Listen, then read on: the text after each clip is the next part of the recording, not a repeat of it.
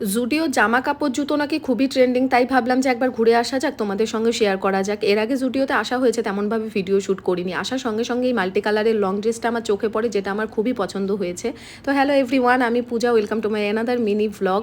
আশা করি বড় ভ্লগে তোমাদের সঙ্গে সব কিছু শেয়ার করবো। তবে হ্যাঁ, এখানটাতে চলো দেখাচ্ছি বাবার নিজের জন্য কী কী ড্রেস পছন্দ করলো। ও নিজে হাতে জামা কাপড় পছন্দ করে যাচ্ছিল, যে বেসিক্যালি বাবানের ড্রেসগুলোই প্রথমে আমার চোখে পড়েছে। আর এত সুন্দর সুন্দর বাচ্চাদের কালেকশন ছিল, কি আর বলবো। ও মেয়েদের ড্রেসটা কেন দেখছে আমি জানি না।